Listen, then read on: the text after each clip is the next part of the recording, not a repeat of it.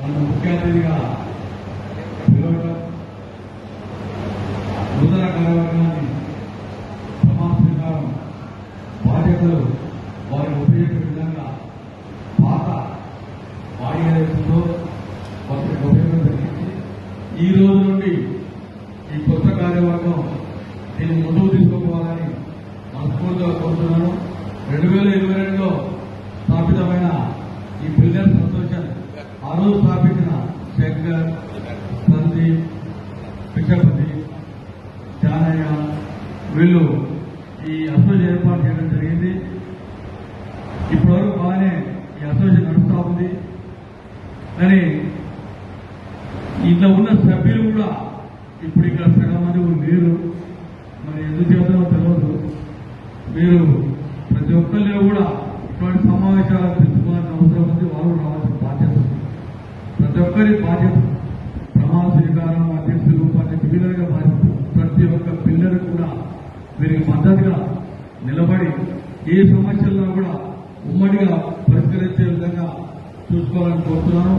అదేవిధంగా దీంట్లో నిన్న మనం చూస్తా ఉన్నాం, కొంతమంది మన చీలిపోయి బానుకోలేని ఒక సంస్థ పెట్టడం జరిగింది. ఇది కూడా మంచి పరిణామం కాదు. వారిని కూడా దీంట్లో కలిపి ఒకటే బిల్డర్స్ ఉండాలని నేను మనస్ఫూర్తిగా కోరుతున్నాను.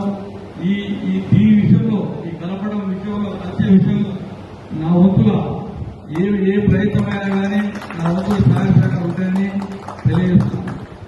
ఈ కార్యక్రమానికి నన్ను రావాల్సిందిగా మా మిత్రుడు, సోదరుడు, మా ఈటీవీ రిపోర్టర్ మారణ గారు నన్ను ఒత్తిడి చేయడం జరిగింది. నేను వాస్తవంగా నేను ఒప్పుకోలేదు. ఎందుకంటే 2 సంఘాలు అనేవి కరెక్ట్ కాదని నా అభిప్రాయం. ఇది ఏది కూడా ఏ సంస్థ ఒకటే సంఘం ఉండాలి. ఒకటే సంఘం కింద అందరూ కూడా పోరాటం చేస్తేనే అందరికీ కూడా ఫలితం ఉంటుంది. ఒకలంటూ ఒకరిలో కూర్చోకుండా అది ఒకటి ముందుగా మీకు సూచన చేస్తున్నాం. కలిపే పని అందరూ కూడా ఇలా కొంతమంది ముందుకు వచ్చి నేను కలిపితే దాన్ని నా వంతుగా నా సహాయ సహకారం అందిస్తానని తెలియపరుస్తున్నాను. ఒకటి ఏంటంటే, ఇక విషయానికి వస్తే నేను ఈ ఉపన్యాసం ఇస్తున్నాను కాదు. ప్రధానంగా నాకు కొన్ని కొత్త మీకు ఏ సమస్య వచ్చినా, ఎవరికి ఏ సమస్య వచ్చినా నాకు తెలిసిన కానీ కూడా అధికారంలో ఉన్నా లేకున్నా కూడా నా వంతు సహాయ సహకారాలు ఎప్పుడు ఎవరికైనా అందిస్తూనే ఉంటాను. అప్పుడు ఆ విషయంలో ఎలాంటి చిన్న పొరపాటు జరగదు నా నుంచి. మీరు కనుక ఏదైతే డీవియేషన్ తోటి ఈ కన్స్ట్రక్షన్ చేస్తే మాత్రం దానికి మాత్రం నేను మద్దతు తెలపను. గత 10 సంవత్సరాల్లో సూర్యాపేట మున్సిపాలిటీలో అధ్వానంగా శివారు ప్రాంతాల్లో ఈ పిల్లర్స్ మీరు వేరే పోయి అనుకోవద్దు. మీకు ఎవరైతే 200 గజాలు 150 గజాలు ఇల్లు అమ్ముతున్నారు, సంతోషం. కానీ మీకు ఎవరైతే స్థలం ఇస్తున్నారో, ఎక్కడికి అమ్ముతున్నారో దానికి డ్రైనేజ్ సిస్టమ్ కానీ, రోడ్డు కానీ, ఆ భూమి పేపర్లు కరెక్ట్ ఉన్నాయా లేవా, ఇవన్నీ కూడా మీరు చూసుకోవాలి. ఎందుకంటే ఈ సూర్యాపేటలో ఇటువంటి చాలా అస్తవ్యస్తంగా ఉన్నాయి. అన్ని పంచాయతీలు, అన్ని కిటికీలే. ఒక ఆయన ప్లాట్ ఒక ఆయన పడతాడు. కానీ చాలా సమస్యలు ఎంతమంది చెప్పే కావు. మీరంతా దయచేసి ఏదైతే సూర్యాపేట మున్సిపాలిటీ ప్రకటన ఏదైతే నామ్స్ ప్రకారం కాలనీలు ఏర్పాటు చేస్తున్నారో వాటిని దృష్టిలో పెట్టుకొని మీరు సూర్యాపేట అభివృద్ధికి ఇల్లు అమ్ముతున్నారు, సంతోషం. కానీ మీకు ఎవరైతే స్థలం ఇస్తున్నారో, ఎక్కడికి అమ్ముతున్నారో దానికి డ్రైనేజ్ సిస్టమ్ కానీ, రోడ్డు కానీ, ఆ భూమి పేపర్లు కరెక్ట్ ఉన్నాయా లేవా, ఇవన్నీ కూడా మీరు చూసుకోవాలి. ఎందుకంటే ఈ సూర్యాపేటలో ఇటువంటి చాలా అస్తవ్యస్తంగా ఉన్నాయి. అన్ని పంచాయతీలు, అన్ని కిటికీలే. ఒక ఆయన ప్లాట్ ఒక ఆయన పడతాడు. కానీ చాలా సమస్యలు ఎంతమంది చెప్పే కావు. మీరంతా దయచేసి ఏదైతే సూర్యాపేట మున్సిపాలిటీ ప్రకటన ఏదైతే నామ్స్ ప్రకారం కాలనీలు ఏర్పాటు చేస్తున్నారో వాటిని దృష్టిలో పెట్టుకొని మీరు సూర్యాపేట అభివృద్ధికి మీరు ముందు భాగస్వామ్యం ఉండాలి. బిల్డర్లు మీదే ప్రధానం ఉండాలి. ఎందుకంటే ఎవరో పాటిస్తారు, దాన్ని మీరు కట్టేస్తారు. ఎవరో కొనుక్కుంటారు. కొనుక్కునేందుకు అవగాహన ఉండదు. ఈ ప్లాట్ అనేది ఎక్కడి నుంచి వచ్చింది ప్లాట్ అనేది ఇప్పుడు చాలా చూస్తున్నాం. 15 సంవత్సరాలు 20 సంవత్సరాలు కట్టుకున్న ఇళ్ళకు కూడా కరెక్ట్ క్లారిటీగా కాగితాలు లేకుండా ఉన్న ఇల్లు కూడా ఉన్నాయి. అవి మీరు జాగ్రత్తగా మీరు ప్లాట్ తీసుకుంటే బిల్డర్ ఈ ప్లాట్ గురించి కనుక్కున్నాకనే ప్లాట్ చరిత్ర కనుక్కున్నాకనే దాన్ని ఇల్లు నిర్మాణం చేయండి. కరెక్ట్ గా పర్మిషన్ కూడా తీసుకోండి. పర్మిషన్ల విషయంలో ఏదైనా జాప్యం జరిగితే మున్సిపాలిటీ వారితో నేను మాట్లాడతాను. అలాంటి ఇబ్బంది లేకుండా చేస్తానని తెలియపరుస్తున్నాను.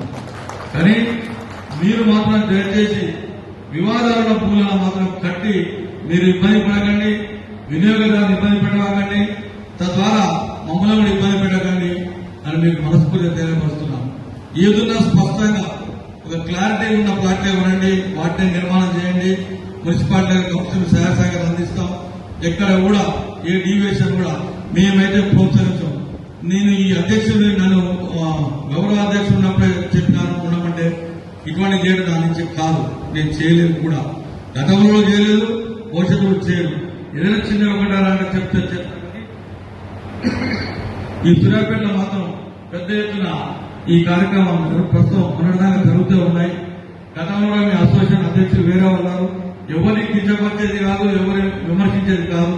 అందరం కూడా మున్సిపాలిటీ అభివృద్ధిలో అందరం ఈ పట్టణం బాగుపడాలి అన్ని విధాలుగా ఏదైతే డ్రైనేజ్ కానీ రోడ్లు కానీ నిర్మాణంలో మా వంతు పాత్ర ఖచ్చితంగా ఈ ప్రభుత్వం కాంగ్రెస్ పార్టీ ప్రభుత్వం గౌరవ ముఖ్యమంత్రి రేవంత్ రెడ్డి గారి కార్యవర్గం మంత్రివర్గం ఇక్కడున్న స్థానిక నాయకత్వం సీనియర్ నాయకుడు మన ప్రియతమ నాయకులు రామరెడ్డి గారి నాయకత్వంలో గతంలో ఎన్నో కార్యక్రమాలు ఈ ఊరు చేయడం జరిగింది. గతంలో కాంగ్రెస్ పార్టీ ప్రభుత్వం ఉన్నప్పుడు సూర్యాపేట పట్టణంలోనే 6,000 ఇండ్లు బలహీన వర్గాలకు కట్టించిన చరిత్ర కాంగ్రెస్ పార్టీ దామోదర్ రెడ్డి ఒకసారి తెలియబోతున్నాం. ఇది రాజకీయ ఉపన్యాసం కాదు. కాకపోతే చాలా మంది మిత్రులు కొత్త వాళ్ళు పెద్దలు నాకు అవపడడం మాత్రం ఇక్కడ కొద్ది మంది అవపడుతున్నారు. మా అన్న రంగన్న గారు ఉన్నారు, న్యాయవాది పత్తిని గారు ఉన్నారు, డాక్టర్ అన్న విజయ్ కుమార్ రెడ్డి గారు ఉన్నారు, మా ఉపాధ్యాయుడు అన్న లోకల్ వెంకరెడ్డి గారు, దండా వెంకరెడ్డి గారు, సివిల్ సప్లైస్ రిటైర్డ్ వెంకరెడ్డి గారు, పోలీస్ ఎస్ఐ జగన్మోహన్ రెడ్డి గారు, ఇతర పెద్దలందరూ కూడా నేను చాలా మంది ఉన్నారు. నాకు లక్ష్మీ అయితే నాకు చిన్నప్పటికీ ఒక 15 సంవత్సరాల లక్ష్మీ మాకు సంబంధాలు ఉన్నాయి, రాజకీయ సంబంధాలు. ఎవరైనా కూడా అందరం కూడా ఈ మున్సిపాలిటీ అభివృద్ధిలో భాగస్వామ్యం కావాలి.